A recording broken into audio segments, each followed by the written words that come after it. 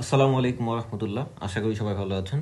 তো পূর্ববর্তী ভিডিওতে আমরা শ্রীকৃষ্ণ কীর্তন কাব্য এবং সেই সাথে বৈষ্ণব পদাবলী সম্পর্কে ডিটেলস এনেছি। আজকে আমরা চারটা বিষয় সম্পর্কে জানব। একটি হচ্ছে আমাদের মঙ্গল কাব্য, একটা হচ্ছে জীবনী সাহিত্য, আর একটা হচ্ছে নাচ সাহিত্য ও মর্ষীয় সাহিত্য। এই চারটি বিষয় হচ্ছে আজকে আমাদের আলোচনার বিষয়বস্তু। চলুন কথা না বাড়িয়ে শুরু করি। তো প্রথমে আসুন হচ্ছে মঙ্গল কাব্য। তো এখন কথা হচ্ছে মঙ্গল কাব্য আসলে জিনিসটা কি, আসলে নামের ভিতরে আছে। মঙ্গল মানে কি? মঙ্গল মানে হচ্ছে ভালো, বা আমরা ধারণা করতে পারি যে ভালো কিছু। মানে অনেকে বলে না কুশল মঙ্গল, তার মানে মঙ্গল অর্থ হচ্ছে কল্যাণ বা ভালো কোনো কিছু, তাই না? তার মানে যেই যেই সাহিত্য বা যেই কাব্য পাঠ করলে আমাদের কল্যাণ হবে, বা ঘরে যদি রেখে দিই তাও আমাদের কল্যাণ হবে, বা যদি শ্রবণ করি তাতেও আমাদের কল্যাণ হবে। বা আরেকটা ধারণায় বলা হয় যে এই যে মঙ্গল কাব্য, এটা যদি পড়া আমরা শুরু করি তাহলে এক মঙ্গলবার থেকে শুরু করলে আর এক মঙ্গলবারে গিয়ে শেষ হয়। এই কারণে এটাকে বলা হয় হচ্ছে মঙ্গল কাব্য। এমনকি ওই যে লাল নীল দীপাবলি যে বইটা হুমায়ুন আজাদ স্যারের, সেখানে কিন্তু এই কথাই লেখা আছে যে এক মঙ্গলবার থেকে শুরু করে এক মঙ্গলবারে শেষ হবে। ঠিক আছে, এটি হচ্ছে আমাদের মঙ্গল কাব্য। এখন আমরা যদি একটু স্মার্ট ওয়েতে এর ডেফিনেশন দেওয়ার চেষ্টা করি তাহলে এটি হচ্ছে পৌরাণিক পৌরাণিক ও লৌকিক সংমিশ্রিত দেবদেবীর লীলামহত্ব, পূজা প্রসার এবং ভক্ত কাহিনী প্রভৃতি অবলম্বনে রচিত সম্প্রদায়গত প্রচারধর্মী এবং আখ্যানমূলক কাব্য। এটাই হচ্ছে মঙ্গল কাব্য। তাহলে এটা এটা তো একেবারে অবভিয়াস যে যে কোনো মঙ্গল কাব্যের সাথে হচ্ছে মঙ্গল শব্দটা থাকবে। যেমন অন্নদা মঙ্গল, কালিকা মঙ্গল, তারপরে চণ্ডী মঙ্গল, শিব মঙ্গল, এই জিনিসগুলো থাকবে। এখন কথা হচ্ছে সবগুলো মঙ্গল থাকলে কি সেটা হচ্ছে আমাদের মঙ্গল কাব্য? না। যেমন চৈতন্য মঙ্গল আর গোবিন্দ মঙ্গল, এই দুইটার ভিতরে দেখুন হচ্ছে মঙ্গল শব্দটি আছে, কিন্তু এই দুইটা কিন্তু মঙ্গল কাব্য না, বরং এই দুইটা হচ্ছে আমাদের বৈষ্ণব সাহিত্যের অংশ। ঠিক আছে, এটি একটু মনে রাখেন। তাহলে আমরা জানলাম মঙ্গল কাব্য কি। এখন এই যে মঙ্গল কাব্য, এই মঙ্গল কাব্যতে বিভিন্ন দেবদেবীর গুণগান করা হয়, পূজা প্রতিষ্ঠার কাহিনী বর্ণনা করা হয়।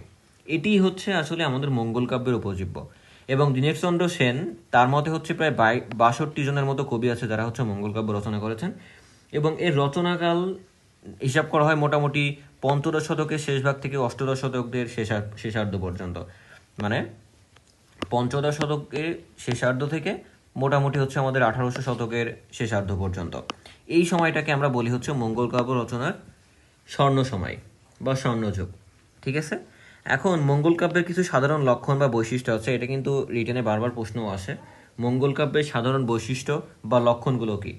এর একটি হচ্ছে প্রায় সব কবি বলেন যে আমরা দেবতার স্বপ্ন দর্শন পেয়েছি এবং দেবতা স্বপ্নে এসে আমাকে বলে গিয়েছে যে আমার সম্পর্কে লেখো। ঠিক আছে, এটা হচ্ছে এক নম্বর। দ্বিতীয় হচ্ছে প্রথমে হচ্ছে সর্বসিদ্ধিতা গণেশের বন্দনা করা হয়। কাব্যের অধিকাংশ ঘটনা সাধারণ নয় বরং অসাধারণ। নাম সাধারণ লক্ষণ, কিন্তু এটা হচ্ছে অসাধারণ। ঠিক আছে, এবং মঙ্গল কাব্যের নায়ক নায়িকারা সবাই সাপভ্রষ্ট দেবতা, সাপান্তে স্বর্গে ফিরে যান।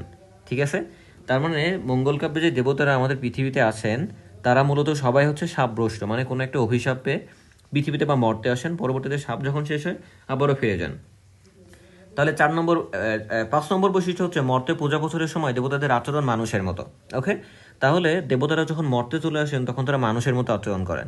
এই যে 5টা বৈশিষ্ট্য, এই 5টা বৈশিষ্ট্যকে বলা হয় হচ্ছে মঙ্গল কাব্যের সাধারণ লক্ষণ বা সাধারণ বৈশিষ্ট্য। তাহলে কি বললাম?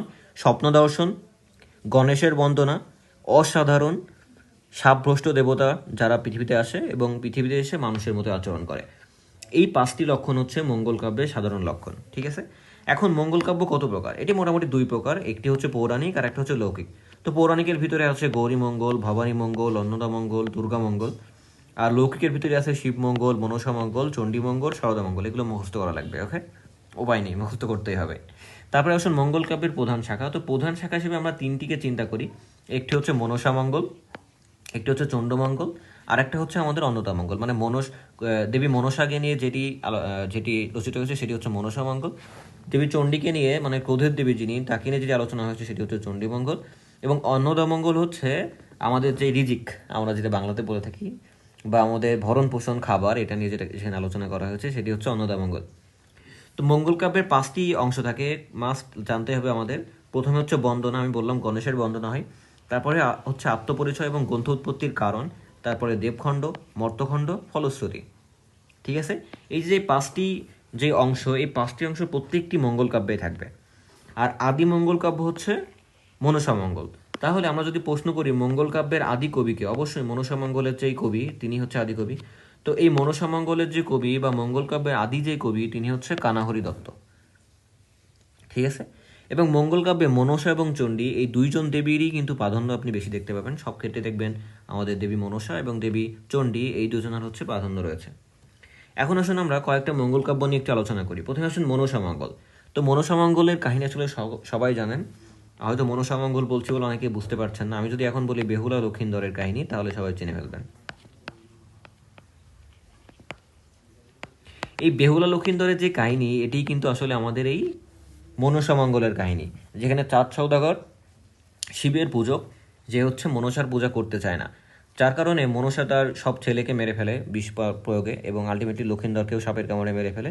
এবং বেহুলা সেখান থেকে কীভাবে লক্ষিন্দর এবং তার যেই দেব তাদেরকে ফিরিয়ে নিয়ে এসে আমাদের চাঁদ সওদাগরের কাছ থেকে অবশেষে পূজা গ্রহণ করে, যদিও অন্যদিকে মুখ ফিরে বাঁ হাত দিয়ে তিনি ফুল ছুঁড়ে মেরেছিলেন, তারপরেও মনুষ্য তাতেই আসলে সন্তুষ্ট হয়েছিল।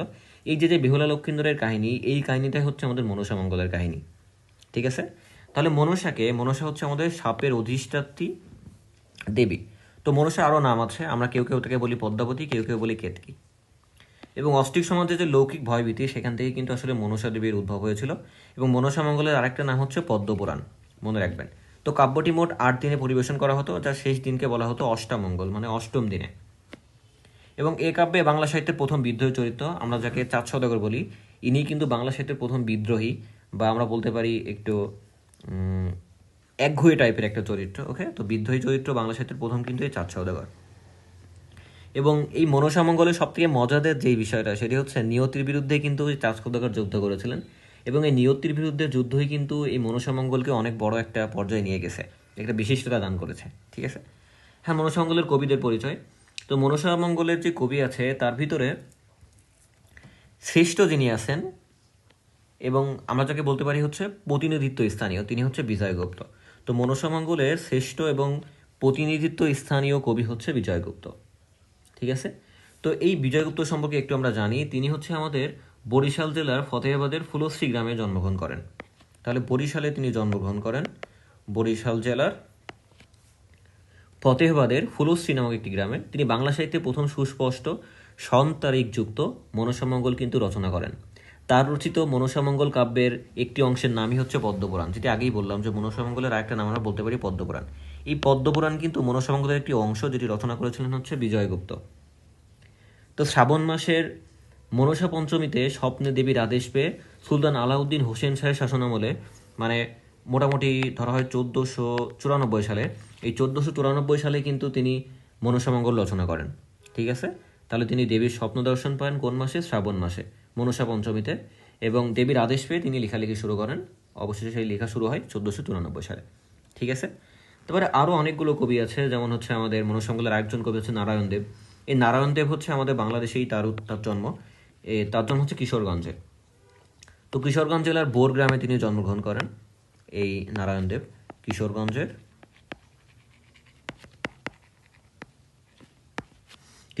বোর গ্রামে জন্মগ্রহণ করেন। এবং তাকে সবাই 15 শতকের কবি বলে ধারণা করে। এবং তার রচিত গ্রন্থের নাম পদ্মপুরাণ, পদ্মপুরাণ। ঠিক আছে।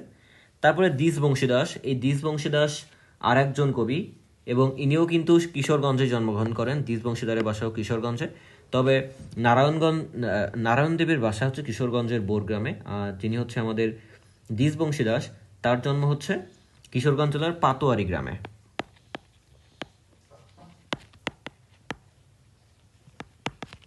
পাতোয়ারি গ্রাম। আর নারায়ণদেব হচ্ছে বোরগ্রাম। ঠিক আছে। তো এই দ্বিজ বংশীদাস হচ্ছে মনসামঙ্গল কাব্যধারার অন্যতম কবি, এবং তিনি বাংলা সাহিত্যের প্রথম মহিলা কবি চন্দ্রাবতীর পিতা। তারপরে চন্দ্রাবতীর কথা আমরা জানি, যিনি হচ্ছে বাংলা সাহিত্যের প্রথম মহিলা কবি। এই চন্দ্রাবতীর পিতা হচ্ছে দ্বিজ বংশীদাস, এটা মনে রাখবেন। ঠিক আছে। তার মানে আমাদের দ্বিজ বংশীদাস কিশোরগঞ্জের পাতোয়ারিতে জন্মগ্রহণ করেন, এবং তিনি হচ্ছে আমাদের বাংলা সাহিত্যের প্রথম যে মহিলা কবি চন্দ্রাবতী,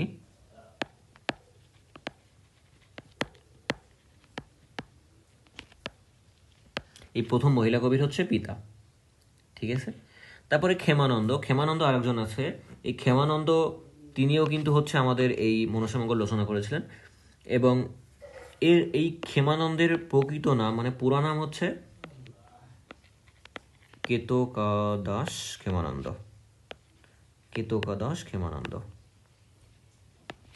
ঠিক আছে, এই কেতকাদাস হচ্ছে তার উপাধি এবং ক্ষেমানন্দ তার হচ্ছে নাম, প্রকৃত নাম। তো তার কাব্যে মুকুন্দরাম এবং রামায়ণের কাহিনীর প্রভাব সুস্পষ্ট। এই ক্ষেমানন্দের কাব্যে আপনি মুকুন্দরাম, যিনি একজন কবি, পরে আমরা এনার নাম জানবো, মুকুন্দরাম ও রামায়ণ, এই দুইটা বিষয়ের প্রভাব কিন্তু আপনারা লক্ষ্য করতে পারবেন। ওকে, তো এটাই ছিল মোটামুটি মনসামঙ্গলের যে কাহিনী এবং মনসামঙ্গলের যেই কবি তাদের নিয়ে বিস্তারিত। এখন কয়েকটা শব্দ আছে যখন আমরা এই মঙ্গল কাব্য পড়ব, একটা হচ্ছে আমাদের বাইশা, একটা হচ্ছে 12 মাসা, আর একটা হচ্ছে 34। এখন বাইশা কি, সবগুলোই জানবো। প্রথমে আসি হচ্ছে আমরা বাইশা জিনিসটা কি। বাইশা হচ্ছে মনসামঙ্গলের যে জনপ্রিয়তা, এই জনপ্রিয়তার জন্য দেখা যায় বিভিন্ন কবি রচিত কাব্য সেখান থেকে বিভিন্ন অংশ সংকলিত করে বিভিন্ন পদসংকলন রচনা করা শুরু হয়ে থাকে। তো এই যে পদসংকলন রচনা করা হয়েছিল এই বাংলা সাহিত্যে, এই 22 কবির, এটাই হচ্ছে 22 কবির মনসামঙ্গল নামে পরিচিত। 22 কবির মনসামঙ্গল। ওকে, তার মানে জিনিসটা কি দাঁড়ালো, আমাদের মনসামঙ্গল যেহেতু অনেক জনপ্রিয় হয়েছিল, এই কারণে দেখা গেল যে মনসামঙ্গলের বিভিন্ন কাহিনী বিভিন্ন কবি বিভিন্ন সময়ে সংকলন করতে থাকে। তো এরকম 22 কবির যেই সংকলন সেটি বের হয়েছিল, যেটিকে একত্রে আমরা বলে থাকি 22 কবির মনসামঙ্গল। সংক্ষেপে এটিকে আমরা বলে থাকি হচ্ছে বাইশা। কি বোঝা গেল? এখন আসুন হচ্ছে 12 মাসটা তাহলে কি। 12 মাসটা হচ্ছে আমাদের যেই 12 মাস মানে কি, আমাদের 1 বছর। তো প্রাচীন বাংলা সাহিত্যের লৌকিক কাহিনী বর্ণনার জন্য নায়ক নায়িকার যে দুঃখের কাহিনী, এই দুঃখের কাহিনী পুরো 1 বছর ধরে বা 12 মাস ধরে বর্ণনা করা হতো।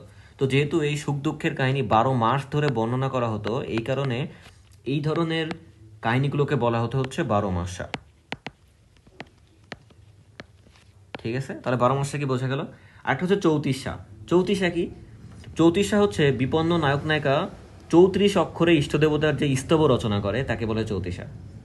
ঠিক আছে, মানে আমাদের ইষ্ট দেবতার যে স্তুতি করার জন্য যে 34 অক্ষরের একটা স্তবক রচনা করে সেটাকে আমরা বলে থাকি হচ্ছে 34। তো এই যে 34, এই 34টাতে মোটামুটি হচ্ছে আমাদের ব্যঞ্জনবর্ণ ক থেকে হ পর্যন্ত, এই ক থেকে হ পর্যন্ত শব্দের আদিতে প্রয়োগ করা হতো, এবং এই আদিতে প্রয়োগ করেই আমাদের 34 রচনা করা হতো। ঠিক আছে, তাহলে 3টা জিনিস আমরা শিখলাম, একটা হচ্ছে আমাদের 22, একটা হচ্ছে 12 মাসা, আর একটা হচ্ছে 34। ঠিক আছে, এখন মনসামঙ্গলের সংক্ষিপ্ত কাহিনী অলরেডি বলে ফেলেছি, আর বলছি না। এখন আসুন হচ্ছে আমাদের চণ্ডীমঙ্গল সম্পর্কে আমরা অল্প একটু জানি।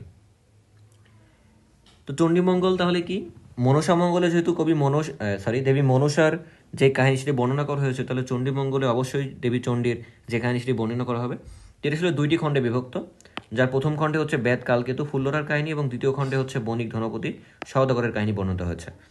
তো এই চণ্ডীমঙ্গলের যেই কালকেতু ফুল্লরার কাহিনীটি সবাই জানেন, যে দেবীর সাথে যখন হচ্ছে আমাদের নীলাম্বরের একটু ঝামেলা হয়, তখন আমাদের দেবীর অনুরোধে শিব তার ভক্ত নীলাম্বরকে সাপ দিয়ে মর্তলোকে পাঠান, এবং তিনি হচ্ছে একজন ধর্মকেতু যিনি এই ধর্মকেতুর ঘরে কালকেতু নামে জন্ম নেন। তো এই বেদ কালকেতুর সাথে ফুল্লরার বিয়ে হয়, কিন্তু বেদ কালকেতুর আসলে অনেক দরিদ্র সংসার ছিল, যদিও তার সংসার অনেক সুখের ছিল। তিনি বন জঙ্গলে শিকার করে তার মাংস চামড়া এগুলো বিক্রি করে তার হচ্ছে প্রতিদিনের কাজকর্ম চালাতেন। তো একদিন তিনি শিকার না পেয়ে অনেক ক্রুদ্ধ হয়ে যান, এবং পথে একটি সজারু বা যেটাকে আমরা বলে থাকি গধিকা, এই গধিকা পেয়েছিলেন। তো সেই গধিকাদের তিনি হচ্ছে ঘোড়ার উপরে চড়িয়ে বাসায় নিয়ে চলে আসেন। তো এই গধিকা আসলে ছিল হচ্ছে আমাদের সেই চণ্ডী দেবী। ঠিক আছে, তো এই গধিকা তখন তিনি বাসায় নিয়ে আসেন, তখন তার যে স্ত্রী ফুল্লরাকে বলেন যে এটা চামড়া ছাড়িয়ে ভালো করে পরিষ্কার করতে, যাতে তিনি বাজারে বিক্রি করতে পারেন। ঠিক আছে, কিন্তু ফুল্লরা যখন এটাকে পরিষ্কার করতে যাবে, তখন দেখলো এটি একটি সুন্দরী নারীর রূপ গ্রহণ করেছে, আমাদের এই গধিকা বা সজরু, এবং ফুল্লরা ধারণা করলেন এটি হয়তো তার সতীন। তো সেখান থেকে আসলে ঝামেলা বাঁধে। পরবর্তীতে আমাদের নীলাম্বর বা আমাদের যিনি কালকেতু সেখানে ছুটে আসেন, এসে বলেন যে না ইনি এরকম কেউ না, পরে বুঝতে গায়ে আঘাত করার চেষ্টা করেন, পরে জানতে পারেন যে না তিনি হচ্ছে দেবী, এবং সেইখান থেকে তাকে আসলে পরবর্তীতে একটা অঞ্চলের রাজত্ব তিনি দিয়ে দেন বা জমিদারিত্বও তিনি দিয়ে দেন সেই দেবী, মানে আমাদের কালকেতুকে। এবং সেখান থেকে কিভাবে তাকে কলিঙ্গের সেনাপতি আক্রমণ করে এবং কালকেতুকে বন্ধ করে, এবং পরবর্তীতে দেবীর কৃপায় কীভাবে কালকেতু মুক্তি পান, এই বিষয়গুলোই হচ্ছে আমাদের এই যে কালকেতু ফুল লড়ার কাহিনী এখানে হচ্ছে বর্ণনা করা হচ্ছে। ঠিক আছে, তাহলে এটি হচ্ছে চণ্ডীমঙ্গলের মোটামুটি পিচ্ছি একটা কাহিনী। এখন চণ্ডীমঙ্গলের কবিগণ সম্পর্কে অল্প একটু জানা লাগবে। আমাদের চণ্ডীমঙ্গলের যে আদি কবি হচ্ছে মানিক দত্ত। ঠিক আছে, মানিক দত্ত তাহলে হচ্ছে আদি কবি, এবং প্রধান কবি বা শ্রেষ্ঠ কবি যদি বলি চণ্ডীমঙ্গলে, তিনি হচ্ছে মুকুন্দরাম চক্রবর্তী। একটু আগেই বললাম না মুকুন্দরামের সাথে একজনের মিল আছে, সেটি কে ছিল? মুকুন্দরামের সাথে হচ্ছে আমাদের ক্ষেমানন্দ বা কেতকদাস ক্ষেমানন্দ, তার হচ্ছে মিল আছে, এবং তার সাথে রামায়ণেরও কিন্তু অনেক প্রভাব লক্ষ্য করা যায়। ওকে, তো তাহলে চণ্ডীমঙ্গলের প্রধান কবি হচ্ছে আমাদের মুকুন্দরাম চক্রবর্তী। এখন এই মুকুন্দরাম চক্রবর্তী সম্পর্কে একটু আমাদের জানতে হবে। তিনি ছিলেন হচ্ছে 16 শতকের কবি। তাহলে মুকুন্দরাম চক্রবর্তী ছিলেন হচ্ছে 16 শতকের কবি, এবং তার রচিত যেই চণ্ডীমঙ্গল তার নাম ছিল হচ্ছে শ্রী শ্রী চণ্ডীমঙ্গল।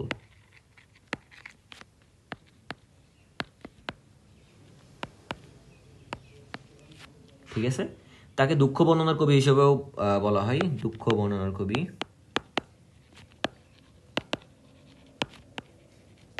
তাকে বলা হয় তিনি হচ্ছে দুঃখ বর্ণনার কবি, এবং তার রচনার স্বীকৃত স্বরূপ তাকে আবার একজন হচ্ছে জমিদার, তার নাম হচ্ছে জমিদার রঘুনাথ।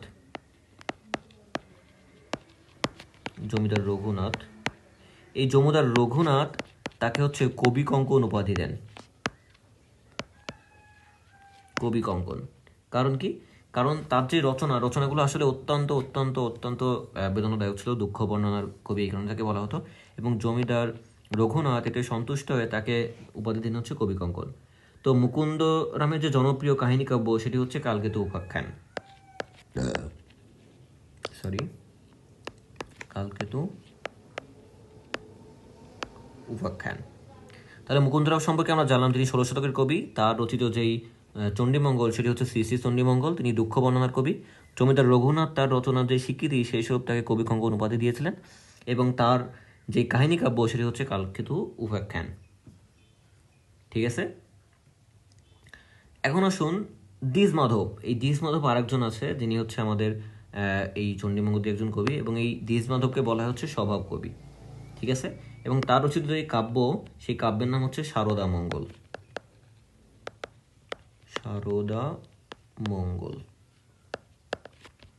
ঠিক আছে, তাহলে 3 জন কবি আমরা পেলাম। একটা হচ্ছে আদি কবি মানিক দত্ত, প্রধান কবি হচ্ছে মুকুন্দরাম চক্রবর্তী, এবং সারদা মঙ্গলের কবি যাকে আমরা দ্বিজ মাধব বলি বা স্বভাব কবি বলি, তিনিও একজন চণ্ডীমঙ্গলের কবি। ঠিক আছে, তাহলে এটি ছিল মোটামুটি। আর কালকেতু ফুলের কাহিনী তো অল্প একটু বলেও দিয়েছি আমি, আর প্রয়োজন বলে বোধ করছি না। তারপরে আসুন অন্নদামঙ্গল। অন্নদামঙ্গল হচ্ছে যিনি অন্ন দেয় আর কি, সেই দেবী অন্নদাকে বন্দনা করে রচিত একটা, এবং এখানে 3টা খণ্ড আপনি পাবেন। প্রথম খণ্ড হচ্ছে অন্নদামঙ্গল বা অন্নদা মাহাত্ম্য, দ্বিতীয় খণ্ড হচ্ছে বিদ্যাসুন্দর বা কালিকামঙ্গল, এবং তৃতীয় খণ্ড হচ্ছে মানসিংহ বা অন্নদা পূর্ণামঙ্গল। এটি হচ্ছে অন্নদামঙ্গলের 3টা খণ্ড। এখন এই অন্নদামঙ্গলের কবির কথা বললে সর্বপ্রথম যার কথা মাথায় আসবে তিনি হচ্ছে ভারতচন্দ্র রায়গুণাকর। এই ভারতচন্দ্র রায়গুণাকর হচ্ছে আমাদের রাজাদের কৃষ্ণচন্দ্র, যেই রাজা কৃষ্ণচন্দ্রের সবার ভার ছিলেন হচ্ছে গোপাল ভাঁড়, সেই রাজা কৃষ্ণচন্দ্রের সভাকবি ছিলেন, এবং তিনি বাংলা সাহিত্যের প্রথম হচ্ছে নাগরিক কবি।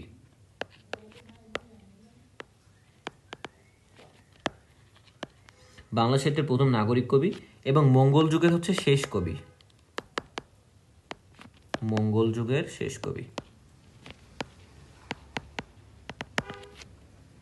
ঠিক আছে, তাহলে তিনি হচ্ছে একজন নাগরিক কবি এবং মঙ্গল যুগের হচ্ছে শেষ কবি, এবং তিনি নবদ্বীপের রাজা কৃষ্ণচন্দ্রের আদেশে অন্নদামঙ্গল কাব্য রচনা করেন।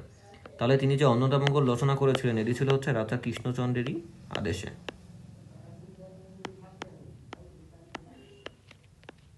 ঠিক আছে, 1760 সালে তার মৃত্যুর মাধ্যমে বাংলা সাহিত্যের মধ্যযুগের সমাপ্তি ঘটে। 1760 সালে তিনি মৃত্যুবরণ করেন, এবং এই সময় আসলে বাংলা সাহিত্যের যে মধ্যযুগের সমাপ্তি ঘটে।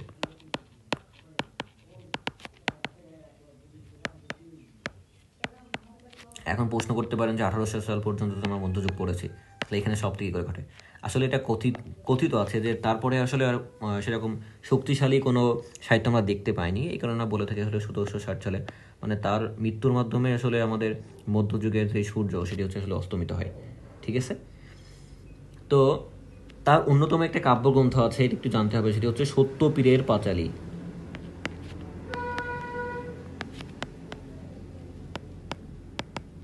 সত্যপীরের পাঁচালী, এই সত্যপীরের পাঁচালী কিন্তু তার অত্যন্ত বিখ্যাত একটা গ্রন্থ। এটি মোটামুটি হচ্ছে 1737 থেকে 38-এর দিকে তিনি প্রকাশ করেছিলেন। ঠিক আছে, তাহলে এই ভারতচন্দ্র রায়গঙ্গাধর সম্পর্কে আমরা কি জানলাম? তিনি হচ্ছে আমাদের বাংলা সাহিত্যের প্রথম নাগরিক কবি এবং মঙ্গল যুগের শেষ কবি। তার মৃত্যুর মাধ্যমে হচ্ছে আমাদের মধ্যযুগের শেষ হয় মোটামুটি। তিনি একমাত্র নাগরিক কবি এবং রাজা কৃষ্ণচন্দ্রের আদেশে তিনি হচ্ছে অন্নদামঙ্গল রচনা করেছিলেন, এবং তার অন্যতম যেই কাব্যগ্রন্থ বা গ্রন্থ সেটি হচ্ছে সত্যপীরের পাঁচালী। ঠিক আছে, এটুকু জানলে মোটামুটি হবে। এবং তার জন্মসাল একটু জেনে রাখবেন, সেটি হচ্ছে 1712। এখন অন্নদামঙ্গলের কাহিনীটা কি? অন্নদামঙ্গলের কাহিনী আসলে অলরেডি আপনারা জানেন, আমরা ক্লাস 9-10 একটা কবিতা পড়েছিলাম না ঈশ্বরী পাটনীকে নিয়ে? হ্যাঁ, আমার সন্তান যেন থাকে দুধে ভাতে। ওই যে আমার অল্প একটু মনে আছে যে অন্নপূর্ণা উত্তরেলা গাঙ্গিনীর তীরে পার করো বলিয়া ডাকিল পাটুনিরে, সেই ঘাটে খেয়া দেয় ঈশ্বরী পাটুনি, তথয় আনিল খেয়া বামাশ্বর শনি। ঠিক আছে, তার মানে আমাদের যেই দেবী অন্নদা, এই দেবী অন্নদা একদিন এক খেয়াঘাটে আসলো, সেখানে এসে সেখানে যেই মাঝি ছিল পাটুনি, তার নৌকায় উঠছিল, এবং সেখানে একটা সেউতি, মানে যে কাঠের উপরে নৌকা, সেখানে একটা পাত্র রাখা ছিল, পাত্রের উপরে পা দিলে সে পাত্র সোনা হয়ে যায়। তখন বুঝতে পারে আমাদের যে ঈশ্বরী পাটুনি যে ইনি নিশ্চয়ই দেবী হবে। তখন যখন নামার সময় আমাদের দেবী ঈশ্বরী পাটুনিকে কোনো ভাড়া দিতে চায়, তখন বলে না, আপনাকে দিতে হবে না, আপনাকে আমি চিনতে পেরেছি, আপনি নিশ্চয়ই দেবী হবেন। তো সেই আচরণে আসলে দেবী অনেক সন্তুষ্ট হয় এবং তাকে বলে যে তুমি কোনো বর চাও বা কোনো আশীর্বাদ চাও, আমি তোমাকে দিব। তিনি বলে আমার সন্তান যেন থাকে দুধে ভাতে।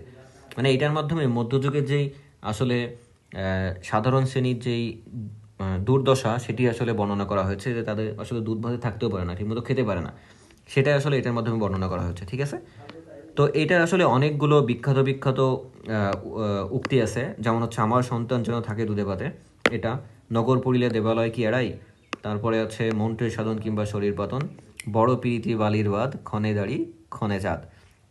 এইগুলো হচ্ছে আমাদের এই অন্নদামঙ্গল কাব্যেরই কিন্তু অংশ, এই উক্তিগুলো, এবং এগুলো অনেক সময় এসে থাকে, এই কারণে আমি দিয়ে রেখেছি একটা জায়গা থেকে স্ক্রিনশট নিয়ে। ওকে, আর আরেকটা আছে হচ্ছে হাওয়াতে যদ্যপি যায় সাগর শুকায়, চণ্ডীমঙ্গলের একটা উপাধি, সরি কি বলে, উক্তি বা প্রবাদ। এটার আমরা শুদ্ধ রূপ যদি বলি তাহলে হচ্ছে অভাগা যেদিকে যায় সাগর শুকায়, সেটারই আসলে এটা একটু বিকৃত রূপ বলা যেতে পারে, মানে একটু আদিকালী রূপ। ওকে, তো এটি ছিল মোটামুটি হচ্ছে আমাদের অন্নদামঙ্গল। এখন হচ্ছে ধর্মমঙ্গল। তো ধর্মমঙ্গল থেকে যে প্রশ্নটা আসে যে কাকে বন্দনা করে রচিত, সেটা হচ্ছে ধর্ম ঠাকুর। এই ধর্ম ঠাকুর একজন দেবতা, যিনি হচ্ছে শূন্য দেবতা। আমি শূন্যময়তার দেবতা একটু আগেও বলেছি, যখন আমরা শূন্য পুরাণ নিয়ে আলোচনা করেছি, তাই না? তো এটা দুইটা পালায় বিভক্ত, একটি হচ্ছে রাজা হরিশ্চন্দ্রের কাহিনী প্রথম পালায়, এবং দ্বিতীয় পালায় হচ্ছে লাও সেনের কাহিনী, এবং এর কবি হচ্ছে ময়ূর ভট্ট। ঠিক আছে, এখন ময়ূর ভট্ট নিয়ে একটু আমাদের জানতে হবে। ময়ূর ভট্ট তার যে রচিত কাব্য, সেই কাব্যের নাম হচ্ছে হাকন্দ পুরাণ। হাকন্দ পুরাণ। এবং এ কাব্যের আরও দুজন প্রখ্যাত কবি হলেন রূপরাম চক্রবর্তী এবং ঘনরাম চক্রবর্তী, এই ধর্মমঙ্গল কাব্যের। ওকে, রূপরাম চক্রবর্তী আর একটা হচ্ছে ঘনরাম চক্রবর্তী। তো মোটামুটি এই তিনজন কবির নাম আমরা পেলাম। তাহলে তো ঘনরাম চক্রবর্তী অষ্টাদশ শতকের মঙ্গল কাব্যের শ্রেষ্ঠ কবি, শতকে তিনি মঙ্গল কাব্যের শ্রেষ্ঠ কবি। ঠিক আছে, এবং তার রচিত কাব্যের নাম শ্রী ধর্মমঙ্গল।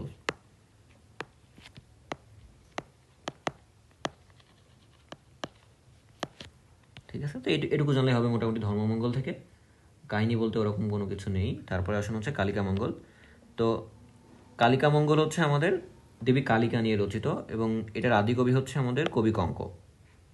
এটা নিয়ে কিছু জানি তাহলে,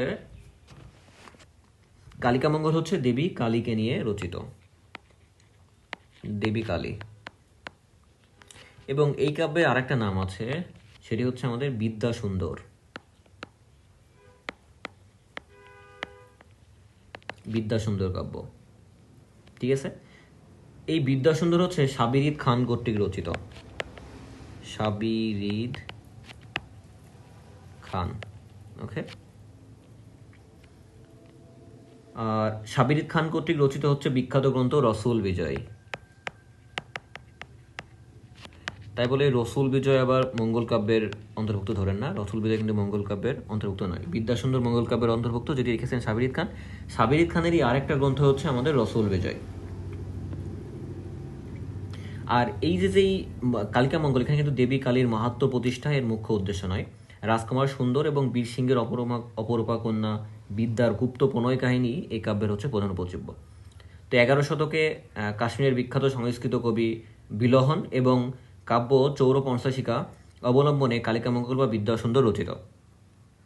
কালিকা মঙ্গল কাব্যের আদিকবিকে, আদিকবি হচ্ছে আমাদের কবিকঙ্ক, আগে বলেছি। তো সাবিরিদ খান এবং রামপ্রসাদ সেন এই কাব্যের বিখ্যাত কবি, কিন্তু আদিকবি হচ্ছে আমাদের কবিকঙ্ক। তো রামপ্রসাদ সেন হচ্ছে শ্যামাসঙ্গীত রচনায় পারদর্শিতা দেখিয়েছেন, তার উপাধি হচ্ছে কবির অঞ্চল। তাহলে আরও দুজন কবিকে, একজন হচ্ছে সাবিরিদ খান, যার সম্পর্কে আমরা জানলাম, একটা হচ্ছে রামপ্রসাদ সেন।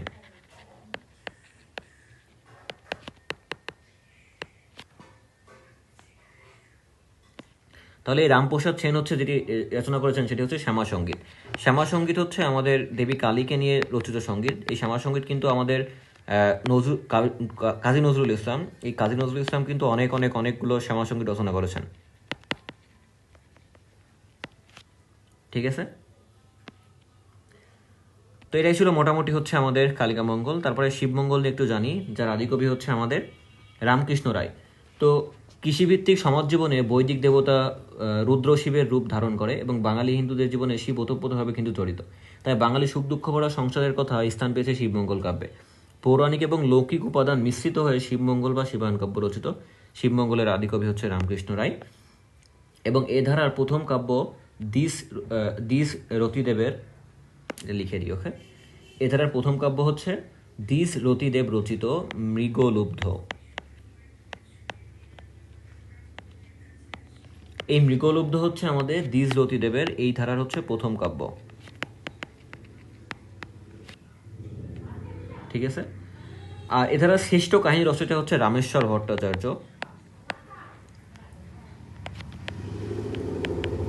এই রামেশ্বর ভট্টাচার্য হচ্ছে এই ধারার সব থেকে শ্রেষ্ঠ কাহিনী রচয়িতা এবং তার রচিত যেই কাব্য তার নাম হচ্ছে শিব কীর্তন, ঠিক আছে। এবং এছাড়া অন্যান্য কবিও আছে, যেমন হচ্ছে দিস কালিদাস, দিস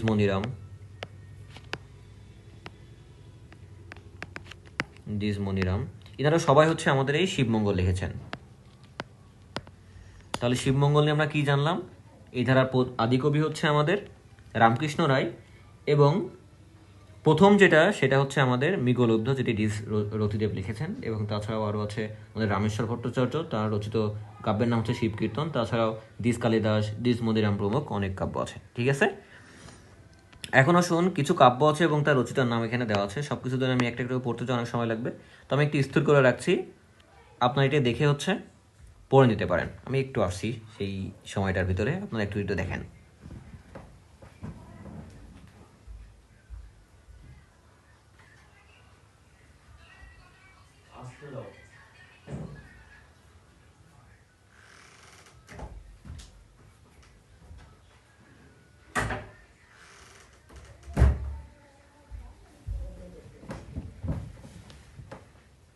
ওকে, আশা করি হয়ে গেছে। এবার আসুন, কিছু বিখ্যাত উক্তি আছে যে উক্তিগুলো আমাদের জানতে হবে, এই উক্তিটা আমি পরে বলছি, ওকে। এখন আসুন জীবনী সাহিত্য। তাহলে জীবনী সাহিত্য কি? জীবনী সাহিত্য হচ্ছে কারোর জীবনী নিয়ে বা বিখ্যাত কোনো ব্যক্তির জীবনী নিয়ে যে সাহিত্যগুলো লেখা হয় সেগুলো হচ্ছে জীবনী সাহিত্য, ঠিক আছে। তো জীবনী সাহিত্য বলে সর্বপ্রথম যার নাম হচ্ছে সেটা হচ্ছে শ্রী চৈতন্যদেব। আসলে শ্রী চৈতন্যদেবের জীবনী নিয়ে অনেকগুলো জীবনী সাহিত্য রচিত হয়েছে। তো প্রথম শ্রী চৈতন্যদেবের যে জীবনী গ্রন্থ সেটি হচ্ছে মুরারি গুপ্তের কসরা। এবং কথা হচ্ছে কসরা আবার কি রে ভাই? কসরা হচ্ছে আমাদের শ্রী চৈতন্যদেবের যে জীবনী গ্রন্থ তাকে বলা হতো কসরা। এই কসরা মানে হচ্ছে দিনলিপি বা ইংরেজিতে যেটাকে আমরা বলি হচ্ছে ডায়েরি, ঠিক আছে। তার মানে মুরারি গুপ্তের কসরা হচ্ছে আমাদের শ্রী চৈতন্যদেবের জীবনী গ্রন্থের হচ্ছে প্রথমটা, যা রচনা করেছিলেন হচ্ছে আমাদের মুরারি গুপ্ত। এই কাব্যের প্রকৃত নাম হচ্ছে শ্রী শ্রী কৃষ্ণ চৈতন্য চরিতামৃত। এবং বাংলা ভাষায় চৈতন্যদেবের প্রথম জীবনী গ্রন্থ হচ্ছে চৈতন্য ভাগবত, এবং চৈতন্যদেবের জীবনী গ্রন্থকে বলা হচ্ছে কসরা, এটা আগেই বললাম। চৈতন্যদেবের শ্রেষ্ঠ জীবনীকার হচ্ছে কৃষ্ণদাস কবিরাজ, এবং গ্রন্থের নাম হচ্ছে চৈতন্য চরিতামৃত, যেটি 1615 সালে কিন্তু প্রকাশিত হয়। এছাড়াও লোচন দাসের চৈতন্য মঙ্গলও কিন্তু এখানে আছে। ঠিক আছে, তাহলে সবগুলো বই আমরা জানলাম। এখন আসুন, এই যেই শ্রী চৈতন্যদেবের যে জীবনী, এই জীবনীর ভিতরে শ্রেষ্ঠ যেই জীবনীকার সেটি হচ্ছে আমাদের কৃষ্ণদাস কবিরাজ। ঠিক আছে, শ্রেষ্ঠ জীবনীকার এই কৃষ্ণদাস কবিরাজের যেই চৈতন্য চরিতামৃত, এইখানে কিন্তু সর্বাপেক্ষা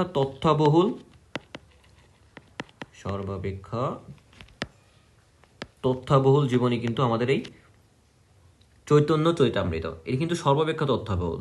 ঠিক আছে, এবং তাছাড়াও আরও অনেক অনেক অনেক জীবনী আছে, যেরকম আমরা বলতে পারি যে অদ্বৈত আচার্য ছিলেন কিন্তু তৎকালীন বৈষ্ণব ধর্মের কিন্তু একজন অন্যতম প্রধান ব্যক্তি, অদ্বৈত আচার্য।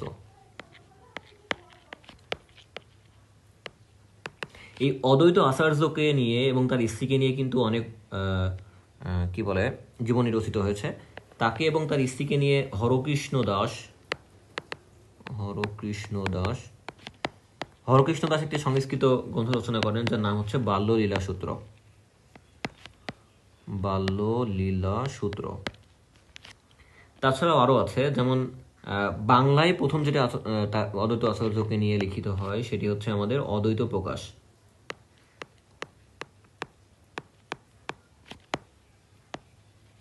এবং এই অদ্বৈত প্রকাশ যিনি লিখেছিলেন তার নাম হচ্ছে ঈশান নাগর। ঠিক আছে, তাহলে অদ্বৈত আচার্য হচ্ছে বৈষ্ণবদের তৎকালীন কিন্তু একজন অন্যতম পুরুষ, এবং তাকে এবং তার স্ত্রী তাদেরকে নিয়ে কিন্তু যেই গ্রন্থ, যেই জীবনী গ্রন্থ, সেটি হচ্ছে আমাদের হরকৃষ্ণ দাস লিখেছিলেন, যেটি হচ্ছে বাংলাতে না কিন্তু সেটি ছিল সংস্কৃততে, এবং সেটি হচ্ছে বাল্যলীলা সূত্র, এবং বাংলায় সর্বপ্রথম লিখেছে হচ্ছে অদ্বৈত প্রকাশ, যেটি হচ্ছে ঈশান নাগরের। ঠিক আছে, এখন আরও কিছু জীবনী গ্রন্থ আছে, এগুলো তো সবই চৈতন্যদেবের জীবনী ছিল। তাছাড়াও আরও কিছু জীবনী গ্রন্থ আছে, যেমন আমরা বলতে পারি সৈয়দ সুলতান, একজন জীবনীকার, সৈয়দ সুলতান। এই সৈয়দ সুলতান বেশ কতকগুলো জীবনী গ্রন্থ রচনা করেছেন, যেমন নবী বংশ মানে রসুল সাল্লাল্লাহু আলাইহি সাল্লামের যে বংশ সেই সব নিয়ে আলোচনা। তারপরে সবই মিরাজ, তারপরে রসুল বিজয়, এই গ্রন্থগুলো কিন্তু তিনি রচনা করেছেন। তারপরে হরিচরণ দাস, এই হরিচরণ দাস আমাদের যে অদ্বৈত আচার্যের একটা জীবনী গ্রন্থ রচনা করেছেন, যার নাম হচ্ছে অদ্বৈত মঙ্গল। ঠিক আছে, তো এটি ছিল মোটামুটি হচ্ছে আমাদের জীবনী সাহিত্য। এখন আসি আমরা নাথ সাহিত্য। এখন কথা হচ্ছে, নাথ সাহিত্য জানতে গেলে নাথ ধর্ম সম্পর্কে আমাদের একটু জানতে হবে। নাথ ধর্ম জিনিসটা কি? নাথ ধর্ম হচ্ছে আমাদের, আমরা একটু আগেও বলেছি যে শিবের যারা উপাসক হিন্দুদের ভিতরে তাদেরকে আমরা বলি হচ্ছে শৈব। তো এই শৈব প্লাস বৌদ্ধদের ভিতরে কিছু আছে, এই বৌদ্ধরা কি করে, আমাদের শিবকে উপাসনা করে। তো এই বৌদ্ধ যেই শিবের উপাসক আছে তারা সহ এই শৈবদেরকে বলা হয় হচ্ছে আমাদের নাথ ধর্ম। তার মানে কিছু শৈব, সব শৈব না কিন্তু, শৈব আর নাথ ধর্ম আলাদা আছে। তো কিছু শৈব এবং বৌদ্ধ ধর্মের কিছু আছে তারা হচ্ছে শিবকে পূজা করে, তাদের একত্রে আমরা বলি হচ্ছে নাথ ধর্ম। তো দশম এবং একাদশ শতকে আসলে নাথ ধর্মের বিকাশের ঐতিহাসিক যুগ, এবং এই সময় আসলে আমাদের যে নাথ সাহিত্য, এই নাথ সাহিত্যের হচ্ছে বিকাশ ঘটে। তো চারজন যেই সিদ্ধাচার্য আমাদের নাথ ধর্মের, আদিনাথ শিব, মীননাথ, হাড়িপা এবং কানোপা, এই চারজনের মহত্বসূচক যে অলৌকিক কাহিনী সেটা অবলম্বনে কিন্তু নাথ সাহিত্য গড়ে ওঠে। তো নাথ সাহিত্য মোটামুটি দুই প্রকার, একটা হচ্ছে মীননাথ এবং তার শিষ্য গোরক্ষনাথের কাহিনী, আর একটা হচ্ছে রাজা গোপীচন্দ্রের সন্ন্যাস। আর একজন আছে তিনি মুসলিম হয়ে আসলে নাথ সাহিত্য রচনা করেছিলেন, তার নাম হচ্ছে আমাদের শেখ ফয়জুল্লাহ, এবং এ বিষয়ে তার যে আখ্যান কাব্য তার নাম হচ্ছে গোরক্ষ বিজয়, এবং এই কাব্যটি আব্দুল করিম সাহিত্য বিশারদ কিন্তু আবিষ্কার করেছিলেন। ঠিক আছে, তাহলে নাথ সাহিত্য সম্পর্কে অনেক কিছু শিখলাম। এখন কথা হচ্ছে, নাথ সাহিত্যের আরও অন্যান্য কবি আছে, যেমন আমরা শুকুর মোহাম্মদের কথা মনে রাখতে পারি। শুকুর মোহাম্মদ হচ্ছে গোপীচাঁদের সন্ন্যাস এই নামে একটা নাথ সাহিত্য রচনা করেছিলেন। তারপরে আর আছে ভীমসেন রায়, শ্যামদাস সেন, তারপরে ভবানী দাস, ইনারা হচ্ছে আমাদের নাথ সাহিত্যের অন্যান্য কবি। ঠিক আছে, আর মর্ষিয়া সাহিত্য কি?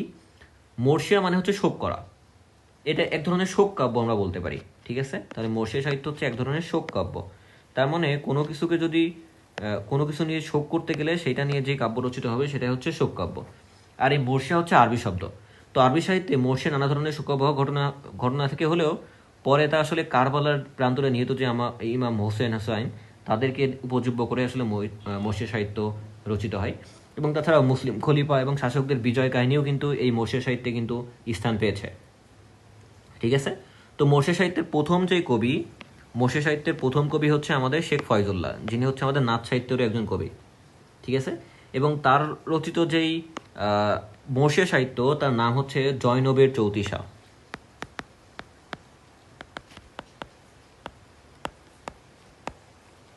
জয়নবের চৌতিশা। আবার এটা অন্যান্য বইয়ে নাম লেখা আছে জয়নালের চৌতিশা, একই বই। ওকে, জয়নব কে ছিল? বিবি জয়নব। ওকে, আচ্ছা। তো এটি কারবালার কাহিনীর একটি ছোট্ট অংশ অবলম্বনে গঠিত। এটি হচ্ছে আমাদের যেই বিবি জয়নব ছিল তার যেই দুঃখ ভরা কাহিনী সেটা নিয়ে আসলে রচিত। ঠিক আছে? তারপরে আছে দৌলত উজির বাহারাম খান, তিনি হচ্ছে জঙ্গনামা রচনা করেন। এটি একটি মর্শিয়া সাহিত্য এবং কারবালার যে বিষাদময় যে যুদ্ধবিগ্রহ সেটি নিয়ে কিন্তু এটি রচিত এবং এটি 1723 সালে তিনি প্রকাশ করেন। ঠিক আছে? একজন হিন্দু কবি আছে যিনি হিন্দু হয়েও আসলে আমাদের মর্শিয়া সাহিত্য রচনা করেছেন, তার নাম হচ্ছে রাধারমণ গোপ।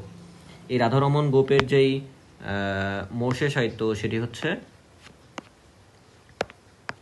ইমামগণের কেচ্ছা।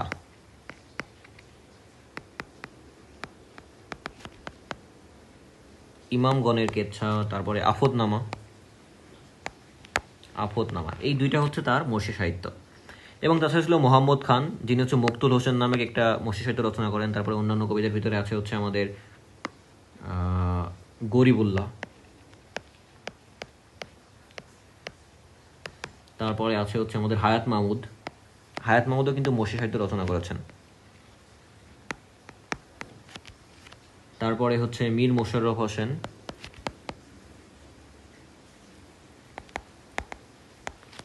তারপরে কায়কোবাদ, এনারা সবাই কিন্তু মর্শিয়া সাহিত্য রচনা করেছেন। এত লেখা খারাপ। কায়কোবাদ, এবার আশা করি কিছুটা হলে বোঝা যাচ্ছে। ওকে, তো এটাই ছিল মোটামুটি আজকের মতো। পরবর্তী দিনে আমরা হচ্ছে বাকি যে বিষয়গুলো আছে তার মানে হচ্ছে আমাদের লোকসাহিত্য, তারপরে রোমান্টিক পুনরুত্থান, আর হচ্ছে আরাকান রাজসভার যেই সাহিত্য সেটা নিয়ে আলোচনা করবো। ওকে, তো আজকের মতো এই পর্যন্ত। সবাই ভালো থাকবেন, সুস্থ থাকবেন। আসসালামু আলাইকুম রহমতুল্লাহ।